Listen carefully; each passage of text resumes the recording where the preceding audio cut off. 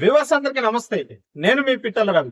దేశం మొత్తం ఎంతో టెన్షన్ తో ఎదురు చూస్తున్న మహిళా రిజర్వేషన్ బిల్లు, 131వ రాజ్యాంగ సవరణ బిల్లు, డీలిమిటేషన్ బిల్లు పార్లమెంట్ లో బీజేపీకి ఎదురు దెబ్బ తగిలింది. ఈ రోజు జరిగిన ఓటింగ్ లో బీజేపీ ఏదైతే అనేక వ్యూహాలతోటి గట్టెక్కుతాం పార్లమెంట్ లో ఓటింగ్ లో అనుకున్నారో, కానీ అది జరగలేదు. ఒకసారి మ్యాప్ పార్లమెంట్ లో జరిగిన ఓటింగ్ సంబంధించింది. ఇది ఒకసారి చూస్తే ఈ రెడ్గా ఎంపీలు ఎవరైతే ఉన్నారో ఇదంతా ప్రతిపక్షాలకు సంబంధించిన ఎంపీ ఓట్లు వేసిన సీట్లది, ఓట్లు ఎంపీలకు సంబంధించింది. తర్వాత ఇది అధికార పక్షానికి సంబంధించిన ఓట్లు.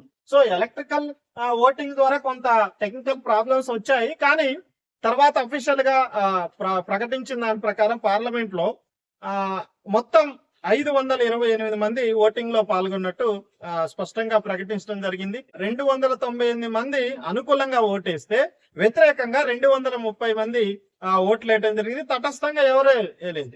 2/3 మెజారిటీ ఈ బిల్లుల ఆమోదం పొందడానికి కావాల్సి ఉండే, దానికి కావాల్సిన మెజారిటీ మార్కు 352 ఓట్లు. సో 352 ఓట్లను రీచ్ కాలేదు కాబట్టి ఈ బిల్లులన్నీ వీగిపోయినాయి అనేది పార్లమెంట్ లో స్పీకర్ ప్రకటించాడు.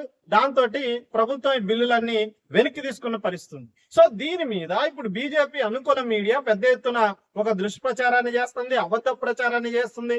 మహిళా రిజర్వేషన్ బిల్లుకు వ్యతిరేకంగా ప్రతిపక్షాలు వ్యవహరించినాయి అనే ఒక అబద్ధ ప్రచారాన్ని ముందు తీసుకొస్తుంది. ఇక్కడ మహిళా బిల్లుకు వ్యతిరేకంగా ప్రతిపక్షాలు వ్యవహరించలేదు. ప్రతిపక్షాలు ఈ రోజు కూడా క్లియర్ గా చెప్పినాయి, మీ మహిళా బిల్లుకు వ్యతిరేకం కాదు. అసలు మహిళా బిల్లు అనేది 2024 పార్లమెంట్ లోనే ఆమోదం పొందింది. 33% ఇవ్వాలని, ఇవాళ ఎప్పటి నుంచి అమలు చేయాలనే దాని మీదనే ఒక డేటు, అది కూడా బీజేపీ కుట్రతోటి 2024 పార్లమెంట్ ఎలక్షన్స్ కు ముందే ఈ రిజర్వేషన్ అమలు చేయమని అప్పుడే ప్రతిపక్షాలని కోరినా గానీ ఆ ఎలక్షన్ లో మాత్రం అమలు చేయకుండా 10 సంవత్సరాల పాటు వాయిదా వేసింది.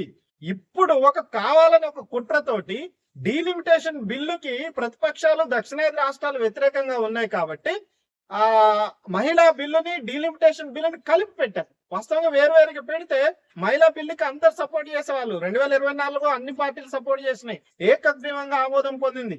కానీ ఇప్పుడు డీలిమిటేషన్ అనేది మహిళా బిల్లుతో పెట్టి ఆ రకంగా డీలిమిటేషన్ నుండి గట్టెక్కాలనుకున్నారు. ఉత్తరాది ఆధిపత్యాన్ని బీజేపీ కుట్ర చేస్తే దాన్ని ప్రతిపక్షాలు ఈ రోజు ఐక్యంగా తిప్పికొట్టినాయి. ఒక్కసారి ఓటింగ్ ని మనం పరిశీలిద్దాం. అసలు యాక్చువల్ ఓటింగ్ ఎన్డీఏకి ఎంత ఉంది, తర్వాత ఇండియా బ్లాక్ ఎంత ఉంది, ఏమన్నా క్రాస్ ఓటింగ్ జరిగిందా లేదనేది ఒకసారి మనం చూద్దాం. ఒక్కసారి ఓటింగ్ సర్లని పరిశీలిస్తే మనకి స్పష్టంగా కనిపిస్తుంది. పార్లమెంట్ లో 543 సీట్లు ఉన్నాయి. దాంట్లో ఎన్డీఏకున్న ఎంపీలు 291 మంది, కానీ వాళ్ళు అనుకూలంగా ఎన్డీఏకి ఓటేసిన వాళ్ళు 298, అంటే 7 ఓట్లు ఎగస్ట్రా ఎన్డీఏకి రావటం జరిగింది. సో ఇండియా బ్లాక్ ఉన్న మొత్తం ఎంపీలు 234 మంది, వాళ్ళు వ్యతిరేకంగా ఓటింగ్ లో పాల్గొన్న వాళ్ళు 230, అంటే 4 ఓటింగ్ లో పాల్గొన్న పరిస్థితి ఉంది. తర్వాత అదర్స్ 18 మంది ఉన్నారు. సో మొత్తంగా చూసినప్పుడు ఇవాళ మొత్తం 543 మంది ఎంపీలు ఓటింగ్ లో పాల్గొనాల్సి ఉంటే 528 మంది మాత్రమే ఓటింగ్ లో పాల్గొన్నారు. దాన్ని ప్రతిపక్షాలు క్లియర్ గా అడ్రస్ చేసిన, ఒక ఐక్యత ప్రదర్శించిన, దేశానికి ఒక పెద్ద ప్రమాదం ఈ రూపంలో రాజకీయ రూపంలో తీసుకురావడానికి బీజేపీ ముందుకు వచ్చిన సందర్భంలో దాన్ని యూనిటీగా ప్రతిపక్షాలన్నీ అడ్డుకున్నాయి. ఎట్లాంటి క్రాస్ ఓటింగ్స్ జరగకుండా ఎవరి స్ట్రెంత్ ఏదైతే ఉందో దానికి అనుగుణంగా పార్లమెంట్ లో ఓటింగ్ జరిగింది. దాంతో బీజేపీకి ఒక ఎదురు దెబ్బ తగిలిందని మనం చెప్పవచ్చు.